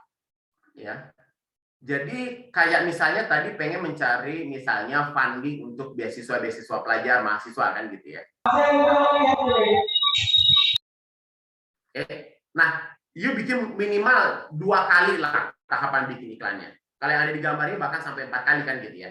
Jadi di fase pertama bro, you bikin dulu konten yang misalnya kamu bikin konten kisah sedih anak Indonesia di pedalaman. Nah, jadi misalnya ada banyak anak Indonesia yang pintar-pintar tapi kemudian nggak bisa melanjutkan pendidikan karena faktor biaya kan. Nah, kamu angkat kisah itu dulu bro. Oke, posting di fanpage-mu atau di Instagram lalu kemudian diiklankan. Oke, itu nggak butuh cerita apa-apa. Ya sudah, iklankan aja. Nah, nanti akan banyak orang yang terharu biru mas gitu. Ada orang yang merasa empati, merasa simpati, lalu kemudian minimal dia nge-like, dia minimal minimal dia mengatakan harusnya pemerintah kayak begini, pokoknya banyaklah komentar kayak gitu. Makanya ngumpulkan dulu masanya. Oke. Lalu kemudian di iklan kedua, tadi iklan tadi kamu sudah pasangin yang namanya teknik targeting ya. Pakai targeting tadi, lalu kemudian di iklan kedua misalnya bikin konten kayak begini. Teman-teman sekalian, kamu retargeting ya, yang sudah kena iklan di fase pertama kamu target lagi. Iklan keduanya tidak lagi menjual cerita haru biru, tapi kamu ngomongin kayak begini. Oke. Teman-teman sekalian, sebagai anak bangsa, apa yang akan kamu lakukan untuk menyelamatkan 8 juta anak Indonesia di pedalaman yang tidak bisa sekolah? Misal kamu sekarang punya duit 10.000. Oke, udah masukkan gitu ya. Nah, mereka akan sumbat saran tuh dan lain sebagainya. Fase ketiga, bikin lagi fase ketiganya begitu. Oke. Retargeting lagi orang-orang tadi yang menyangkut di iklan yang kedua. Nah, iklannya kayak begini misalnya.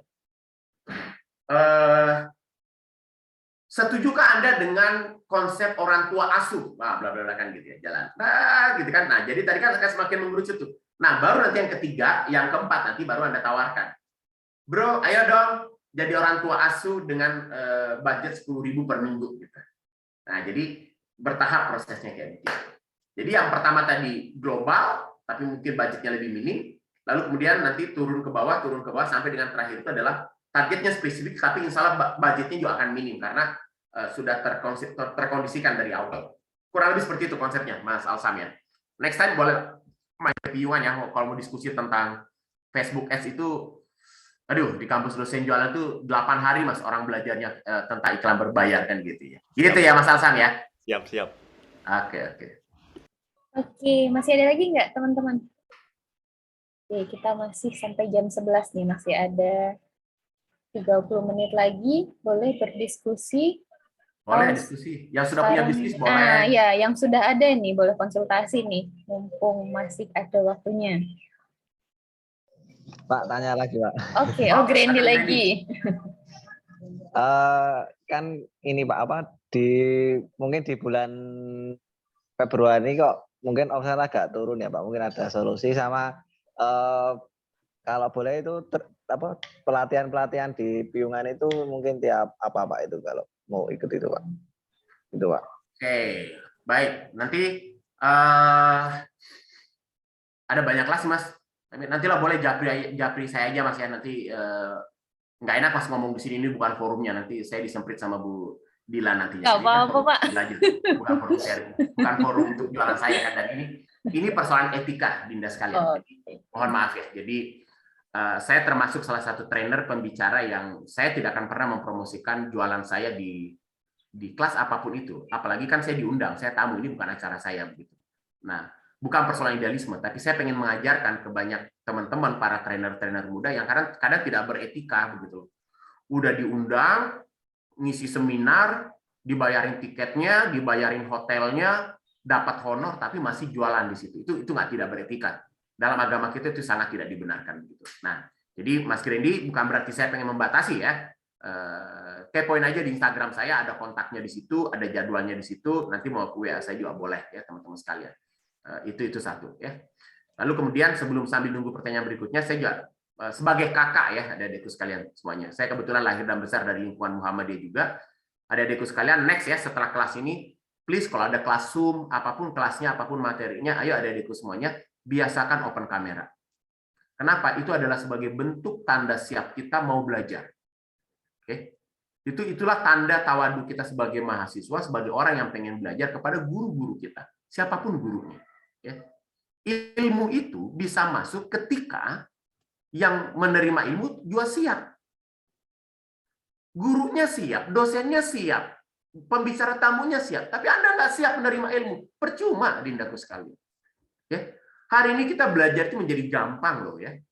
Kita bisa duduk tuh, kayak misalnya Mas Gifari sambil senderan di bawah jendela misalnya kan gitu ya. Ada Mbak Dewi kayaknya di kampus kayak misalnya begitu ya. Ada yang di kamar tidurnya, ada yang lagi perjalanan naik motor sambil dengerin materi. Saya tidak mengatakan itu salah. Ya. Tapi Anda tidak siap menerima ilmu. Ya. Coba bandingkan dengan kiai-kiai kita dulu. Kayak Haji Ahmad Dahlan mendirikan Muhammadiyah. Beliau belajar kemana? Ke Minangkabau. Belajar ke Mekah, coy. Lu bayangin coba ya. Darwis, ya, kan nama kecilnya kayak Haji Ahmad Dahlan ya. Itu kan orang Jogja, bro. Dia, ya, lu bayangin, dia pengen ke Minangkabau, ya, Sumatera Barat. Oke. Pada saat zaman itu kan belum ada yang namanya, masih jarang yang namanya kendaraan darat, harusnya lewat laut. Lu bayangkan ya. Beliau itu entah naik apalah beliau ke Semarang, dari Semarang naik kapal laut ke Jakarta. Oke. Dari Jakarta, oke, itu nyebrang lagi ke Bakahuni. Dari Bakahuni itu naik kapal laut lagi, bro. Oke. Ke mana? Pesisir Jambi, baru kemudian lanjut lagi ke Pekanbaru. Naik kapal laut, coy. Itu belum lagi dia belajar ke Mekah. Ke Mekah itu kan berarti dia harus naik dulu sampai ke ujung Aceh. Ya toh? Baru kemudian dia berlayar 6 bulan, coy. Ke sana gitu. PP berarti 1 tahun hanya buat nuntut ilmu, ngejar ilmu.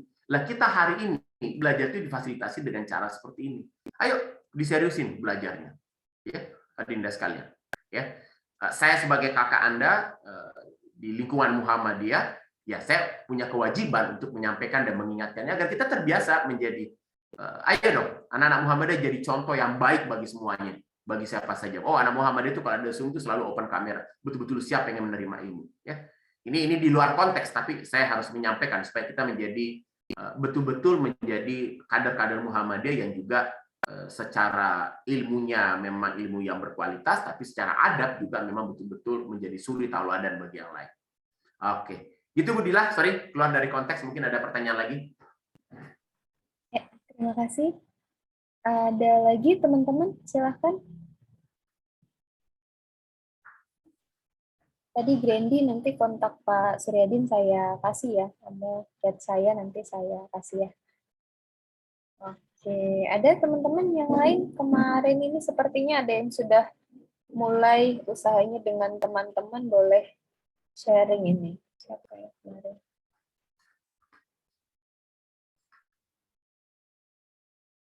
Ada?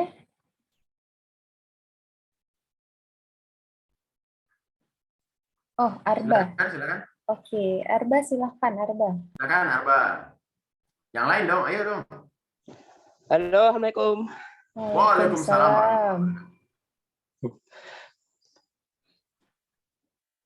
Jadi gini Pak, saya tuh kan sudah buka usaha. Usaha apa Mas? Halo? Jadi kan saya tuh sudah buka usaha. Usahanya itu jualan kebab. Yang saya mau tanyakan tuh, ini kan insya Allah mau buka cabang toh Pak.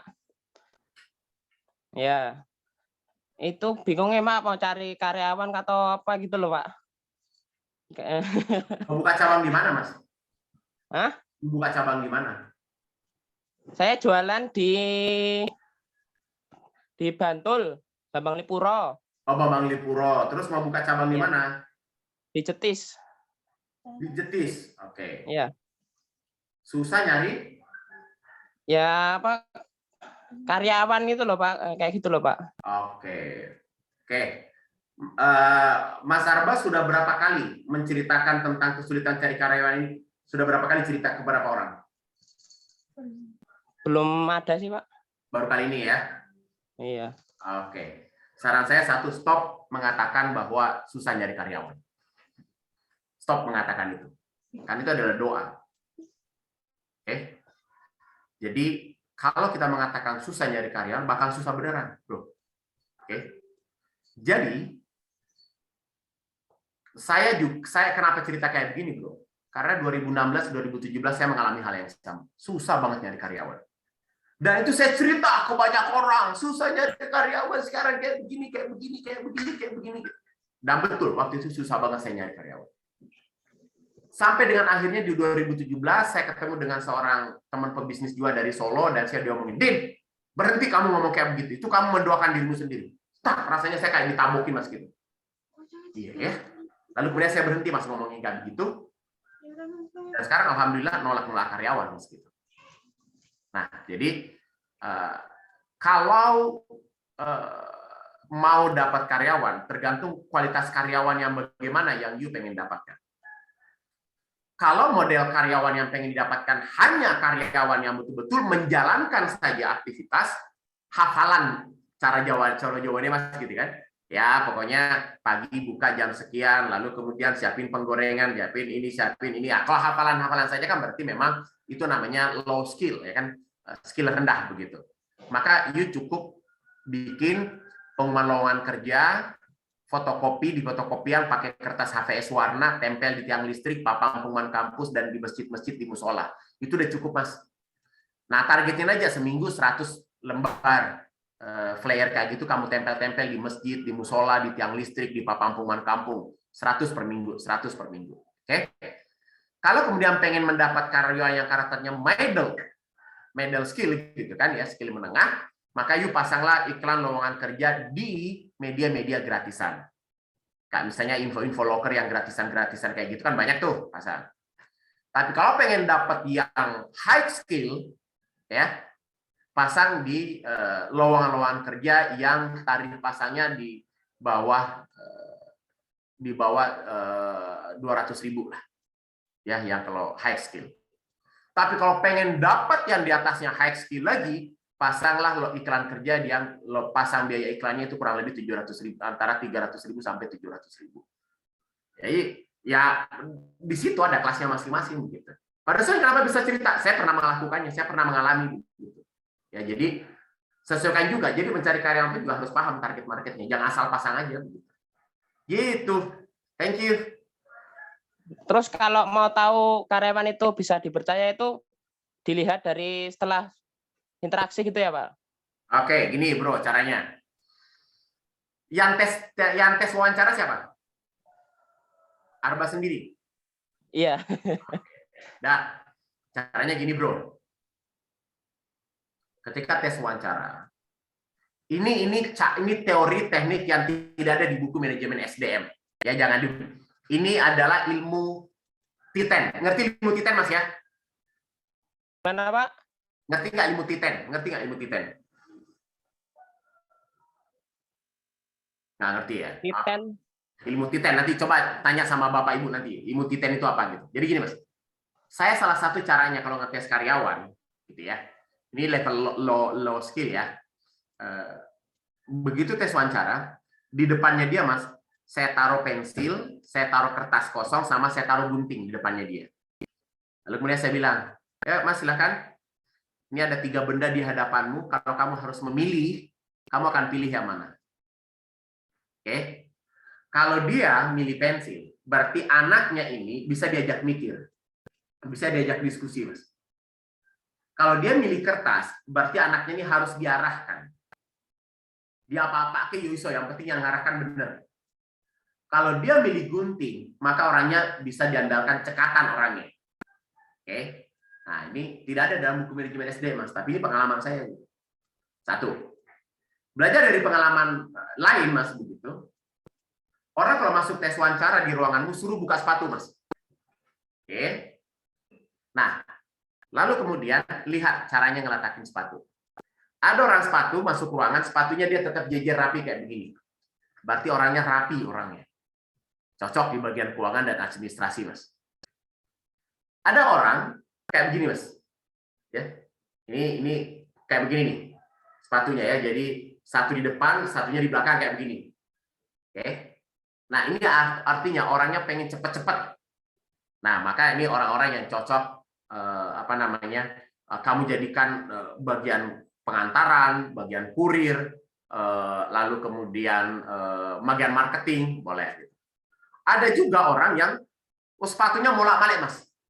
Satunya sebelah sini, satunya sebelah sini, satunya melumah, satunya tengkurap gitu kan, nggak beraturan lah gitu. Nah, ini adalah orang yang kreatif. Ini orang yang bisa diajak kalau ada masalah bisa nyari solusi, kalau ada kendala dia akan cepat, problem solving-nya bagus gitu. Oke, itu pengalaman saya Mas selama sekian tahun. Nah, itu bisa jadi salah satu cara mengujinya, Mas, begitu. Tapi tolong jangan tanyakan, Pak, itu dasar ilmiahnya dari mana? Belum ada penelitiannya. Tapi itu yang saya pakai bertahun-tahun, Mas, gitu. Gitu ya, Mas Arba ya. Thank you. Ya, terima kasih, Pak. Oke. Oke, terima kasih Arba. Ini ada yang masuk di chat ini Pak dari Hanafi. Assalamualaikum Pak, saya buka usaha jasa top up game dengan target anak-anak. Cara mengiklan usaha bagaimana ya Pak? Oh, berarti lu pelakunya ya. Mantan anak saya hampir pulsa saya habis terus gitu ya. Oke, ini jatuh. Hanafi mana nih Hanafi? Mana orangnya nih? Mana orangnya? Mana? Hanafi. Iya Pak. Ayo Pak. Ya, halo Pak. Mana? Nampakkan wajahmu, Hanafi. Oke, bro, jujur saya nggak ngerti ya cara bermain bisnis kayak begini, karena memang saya juga nggak terlalu senang main game, gitu ya. Anak saya sih yang senang main game, gitu Mas. Tapi dugaan saya, Mas, ini dugaan ya, ini saya tidak punya pengalaman apa-apa, jadi saya nggak berani juga mengklaim, gitu ya. Tapi dugaan saya kalau pengen mentarget target market anak-anak kayak begini, ya berarti lu harus jago main game juga, ya kan gitu ya. Lu harus jago main game, lalu kemudian game itu ketika kamu main game kamu rekam, lalu kemudian kamu upload di YouTube, upload di TikTok, upload di Reels Instagram, lalu kemudian setiap pengupload itu ada running text-nya, ya. Ada running text-nya, yang running text-nya itu ada tulisannya gitu. Pengen top up game, mulai dari harga 10.000 hubungi nomor ini. Paling gitu Mas yang bisa dilakukan gitu. Itu yang ada dalam bayangan saya ya. Jadi memang harus rajin-rajin mereview game lalu kemudian diupload dan ada running test-nya kayak begitu. Oke, gitu Mas Hanafi yang ada dalam ide saya Mas. Selebihnya dari itu saya angkat tangan ya, karena saya memang betul-betul nggak pernah menggeluti bisnis kayak begini Mas. Nggak kenal. Gitu ya Mas Hanafi ya. Ya Pak, terima kasih Pak. Oke, teman-teman ada lagi? Nah, ini kalau belum ada sementara gini Pak, teman-teman ini kan ternyata kemarin waktu di pertemuan pertama ada yang sharing udah punya usaha dulu Pak waktu zaman SMA, tapi terus pas udah kuliah karena nggak sama teman-temannya lagi berhenti. Nah ini cara memulainya lagi nih mungkin Pak, jadi bisa sharing ke teman-teman. Oke, bisnis sudah sempat jalan lalu kemudian pengen dihidupkan kembali. Percaya itu jauh lebih berat daripada memulai awalnya, ya percayalah. Bisnis sudah mati, lalu kemudian dihidupin lagi, jauh lebih berat daripada memulai seperti di awal. Ya. Nah, terus kemudian apa yang bisa kita lakukan? Yang bisa kita lakukan adalah, bikin dulu analisis SWOT-nya, ya, dari produk bisnis lamamu. Oke, dari bisnis lama itu bikin dulu analisis SWOT-nya. Strength-nya apa, weakness-nya apa, opportunity-nya apa, threat-nya apa, begitu. Bikin dulu analisis SWOT-nya. Kalau sudah ketemu analisis SWOT-nya, baru kemudian cari edit value-nya. Edit value barunya apa? Apa yang membedakan bisnis yang kamu jalankan, yang pengen kamu jalankan ini dengan yang sudah pernah kamu jalankan? Apa perbedaannya? Oke, dari segi rasa, quantity misalnya, dari segi packaging misalnya, dari nilai emosinya mungkin yang pengen berbeda dibandingkan dengan yang lain, mainkan dulu di situ. Oke, lalu kemudian ketika ini mau dijalankan, keluarkan dengan brand yang berbeda, keluarkan dengan brand yang nama yang berbeda dengan yang sudah pernah ada dulu. Karena kalau Anda masih pakai nama yang lain, pasti akan menimbulkan konflik sosial kan, konflik interest juga antara Anda dengan teman Anda yang dulu. Gitu. Ya. Lalu kemudian jangan lupa tadi ya analisis SWOT-nya, produknya dianalisis, lalu kemudian kalau produknya sudah dianalisis, baru kemudian melakukan perancangan marketingnya mau seperti apa begitu. Evaluasi produk yang dulu ada masalah di bagian marketingnya, ada masalah di bagian apa, lalu kemudian kamu perbaiki. Gitu, saya kira. Oke, gitu ya teman-teman, kemarin yang kita sharing banyak yang mau memulai ulang. Kita analisis kembali ya bisnis yang mau teman-teman jalankan. Oke, ada lagi nggak teman-teman yang mau? Oh, Putri bagus nih. Monggo, Putri. Mbak Putri. Pak mau nanya, saya nanya. Jadi saya udah punya bisnis udah lumayan lama. Terus saya akhir-akhir ini sering kayak males promosi, terus gitu-gitu. Kadang kalau lagi promosi ada yang beli, kadang kalau nggak promosi kadang ada yang beli tapi satu-satu. Itu pun di Shopee. Kadang ya kayak males promosi aja gitu Pak. Gimana biar konsisten? Akhir-akhir ini sering males gitu Pak. Oke. Apa namanya? Bisnisnya apa Mbak? Ada jual baju thrift juga sama masker wajah Pak. Kecantikan. Masker wajah ya. Oke. Mbak Putri asli mana? Asalnya dari mana? Padang Pak. Dari Padang. Oke. Solusinya biar bisa konsisten harus punya motivasi yang kuat. Nah, motivasimu apa? Apa yang pengen kamu capai dalam jangka pendek, jangka menengah, jangka panjang? Itu harus ada dulu.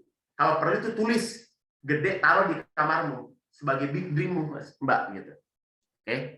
Jadi misalnya, saya pengen menghajikan orang tua, saya pengen bangun pondok pesantren. Kalau saya bangun pondok pesantren, dia butuh duit sekian. Oke. Kalau saya pengen menghajikan orang tua, butuh duit sekian. Oke. Anggaplah pengen menghajikan orang tua misalnya di tahun 2025. Oke ya. Pengennya haji yang spesial, ya. Haji furoda yang plus-plus, ya. Let's see misalnya kurang lebih butuh duit 200 juta, ya kan gitu ya. Oke, 200 juta pengen menghajikan orang tua di tahun 2025 misalnya. Berarti kan masih ada waktu 2 tahun. Oke. Saya butuh waktu 2 tahun untuk menyiapkan duit 200 juta. Berarti kan per tahunnya 100 juta. Oke. Lalu kemudian 100 jutanya itu bagi 12. Oke. Bagi 12 berarti kurang lebih 80 juta per bulan. Oke. 80 juta per bulan itu dibagi lagi dalam per minggu. Berarti kan per minggunya berarti butuh 20 juta. 20 juta kalau per harinya ada berapa begitu? Berarti misalnya taruhlah misalnya anggaplah 3 juta per hari atau mungkin 2,5 juta lah per hari. Nah, maka kemudian itu harus kamu tulis. Saya harus mengumpulkan duit profit minimal 2.500.000 per hari. 2.500.000. Nah, itu lakukan. Target saya berapa? 2.500.000 per hari. Kalau nggak 2.500.000 per hari, saya belum berhenti kerja. Itu caranya. Itu cara yang paling yang selama ini banyak teknik yang pakai itu dan terbukti berhasil. Oke. Caranya kayak gitu ya. Atau mungkin atau misalnya pengen beli misalnya? Pengen beli HP misalnya. HP apa yang ngetren sekarang misalnya harganya let's say misalnya 30 juta, berarti kan 1 juta per hari target bukan. Itu cara bermainnya kayak gitu, Mbak. Jadi ada target harian, target mingguan, bulanan sampai dengan tahunan. Untuk kalangan mahasiswa kayak begitu ya, yang motivasinya kayak begitu. Oke. Kalau untuk emak-emak gampang lagi, beda lagi. Kalau emak-emak nggak perlu kayak begitu. Ngutang aja kepada rentenir dan pinjaman online. Itu motivasi terkuat itu. Ya. Karena begitu debt collector datang kan pasti pengen ngelunasin kan gitu ya, makanya pusing itu nyari duitnya gitu kan, gitu caranya gitu. Oke, tapi nggak boleh dicontoh gitu ya. Kalau laki-laki apa? Ya, kalau laki-laki cara memotivasi diri gampang bro. Lu target aja, saya pengen nikah dengan perempuan Indonesia yang asalnya dari Aceh, kalau nggak Aceh ya Padang, kalau nggak Padang ya Palembang, kalau nggak Palembang ya Banjarmasin, kalau nggak Banjarmasin Bugis Makassar. Yang uang maharnya ya minimal paling murah 70 juta lah kan gitu. Nah itu boleh dijadikan motivasi kan gitu ya. Nah apalagi yang maharnya ratusan juta sampai miliaran, nah itu jadikan motivasi aja. Oh pasti gila-gilaan lu bro mengejar itu gitu ya. Jadi memang harus ada apa namanya big dream-nya dulu, ada big why-nya yang besar dulu gitu, yang menjadi dasar kenapa you mau melakukan ini. Oh saya pengen nabung buat bisa kuliah ke luar negeri misalnya, itu bisa jadi contoh misalnya gitu ya. Jadi abaikan teori-teori motivasi yang banyak kita baca di buku, ya bikin aja model-model kayak begini, itu akan jauh lebih memotivasi kita daripada sekedar apa namanya termakan motivasi-motivasi yang kadang tidak sesuai dengan realita yang kita hadapi sebenarnya. Gitu ya, Mbak Putri. Dalam tataran teknisnya sama tadi dengan yang ditanyakan siapa tadi ya yang nanya tadi. Siapa sih tadi yang nanya tadi ya? Siapa tuh tadi yang nanya ya? Yang tadi nggak bisa ngatur waktu gitu ya tadi ya? Sabah ya tadi ya? Kan tadi saya buatkan tuh Pak tabel apa namanya tabel aktivitas harian gitu ya. Bikin kayak begitu juga. Nah salah satu cara yang saya pakai dulu, jadi saya cerita Dinda sekalian. Ketika saya mulai fokus ke bisnis online, itu tahun 2012, itu posisi saya kerja di salah satu kampus di Jogja. Saya harus kerja dari jam 8 sampai jam 4 sore, lalu kemudian jam 5 sore ke jam 10 malam saya harus kuliah. Ya, kuliah malam saya. Jadi pagi kerja, malamnya kuliah. Oke. Pertanyaannya kapan saya online? Kalau orang mau mencari alasan, maka saya punya alasan kuat loh. Oh, saya nggak sempat online, orang saya paginya kerja, malamnya kuliah kan gitu. Tapi seorang pemenang nggak kayak begitu cara berpikirnya. Oke. Saya kerja dan saya kuliah itu sudah kewajiban. Kalau saya pengen dapat lebih, saya harus melakukan hal yang lebih juga. Maka apa yang saya lakukan, Dinda sekalian, saya pulang kuliah jam 10 sampai rumah jam 11, ya jam 11 lah ya. Saya masuk kamar dulu, bersagura dulu, cipika-cipiki dulu dengan anak istri kan gitu ya. Nanti jam 12 malam, Mbak, saya baru praktek online. Oke, tiap malam. Mulai dari jam 12 malam sampai jam 2 dini hari. Oke. Only 2 hours, hanya 2 jam per hari. Tapi saya lakukan tiap malam, 2 jam per hari di jam yang sama. Selalu di jam yang sama. Kenapa di jam yang sama? Supaya menumbuhkan yang namanya kesadaran alam bawah sadar dalam diri saya. Oh, pokoknya jam 12 malam ke jam 2 saya harus online. Ya sama dengan kita waktu sholat kan gitu. Kalau itu nggak kita lakuin pasti gelisah gitu. Saya online jam 12 malam ke jam 2 2 dini hari. Apa yang terjadi, Mbak? 2 minggu pertama ketika saya jualan online, yang terjadi adalah saya akhirnya pecah telur, closing akhirnya. Oke. Jadilah closing ya teman-teman sekalian. Dan closingnya waktu itu 148.000. Senang banget dapat di 148.000. Oke, karena merasakan closing senang dong. Lalu kemudian next teman-teman sekalian apa yang saya lakukan lagi? Saya lanjut lagi prakteknya tiap jam 12 malam ke jam 2 dini hari. Memasuki minggu keempat, apa yang terjadi? Closing lagi, jumlah closingnya sudah 2 kali lipat dari penghasilan saya di kantor. Praktek lagi, memasuki minggu ke-6, 8 kali lipat dari penghasilan saya di kantor. Praktek lagi, memasuki minggu ke-8, apa yang terjadi? Saya masuk rumah sakit, kena tipes 4 hari 4 malam di rumah sakit. Jadi kesimpulannya anak muda, kalau Anda sudah berjuang, maksimal gila-gilaan, tapi belum kena penyakit tipes, itu artinya Anda belum berjuang sampai titik darah penghabisan dan belum berjuang sampai titik tenaga yang terakhir. Jadi ya harus kita nyiksa diri kita begitu. Ya, kita boleh terlahir sebagai anak miskin, tapi jangan sampai kita mati dalam keadaan miskin dan jangan pula meninggalkan anak-anak yang orang tuanya miskin. Oke? Bukankah dalam agama kita memang diajarkan setelah kamu beribadah maka bertebaranlah kamu di muka bumiku untuk mencari rizkimu. Bukankah 9 dari 10 pintu rezeki itu adalah dari berbisnis? Bukankah pendiri Muhammadiyah Kiai Haji Ahmad Dahlan adalah sosok yang juga pebisnis tulen? Beliau dengan segala keterbatasannya mendirikan sekolah modern pertama. Beliau ngajar menggunakan biola. Dan biolanya beliau harganya 6 juta pada zamannya kalau diukur dengan harga sekarang. Dan beliau punya 6 biola. Artinya Kiai Haji Ahmad Dahlan punya duit 36 juta. Beliau ngajar pakai jas. Pakai celana yang rapi, pakai dasi. Oh, nggak sembarangan orang yang bisa punya jas dan celana pentolan pada zaman itu. Beliau ngajar menggunakan meja dan kursi. Oh, nggak semua orang punya meja dan kursi pada saat itu. Beliau mendirikan PKO, yang sekarang menjadi PKU Muhammadiyah. Beliau mendirikan sekolah keputrian Muhammadiyah. Oke, yang sekarang menjadi UNISA. Beliau mendirikan pesantren Putra Muhammadiyah, sekarang jadi Muallimin. Oke. Beliau mendirikan sekolah kader Muhammadiyah, sekarang jadi UMY dan UAD. Pertanyaannya, duitnya dari mana? Beliau tidak pakai proposal, beliau tidak minta donatur. Tapi Kiai Haji Ahmad Dahlan berdagang. Beliau berdagang apa? Beliau berdagang batik. Dan perdagangan batik beliau tidak ecek-ecek. Beliau perdagangan batiknya maha besar dan luar biasa besarnya. Beliau menguasai perdagangan batik mulai dari ujung barat di Cirebon. Dari Cirebon masuk ke Indramayu, Indramayu masuk ke Majalengka, Majalengka masuk ke Brebes, Brebes masuk ke Pekalongan, Pekalongan masuk ke dari Brebes masuk ke Tegal, Tegal masuk ke Slawi, Slawi masuk ke Pekalongan, Pemalang, Pemalang masuk ke Pekalongan, Pekalongan masuk ke Batang, Batang masuk ke Kendal, Kendal ke Semarang, Semarang ke Demak, Demak ke Kudus, Kudus ke Jepara, Jepara ke Pati, Pati ke Kudus, Kudus ke Tuban, Tuban ke Rembang, Rembang ke Tuban, Tuban turun ke bawah ke Bojonegoro, Bojonegoro turun ke bawah ke Blora, Blora turun ke Sragen, Sragen turun ke Solo, Solo ke Jogja, Jogja ke Klaten, Klaten ke Purworejo. Itulah jalur perdagangan batiknya beliau. Maka beliau punya duit untuk mengurusi Muhammadiyah. Dan kita nikmati sekarang hasil perjuangan beliau dengan adanya UMY dan kampus-kampus Muhammadiyah yang lainnya.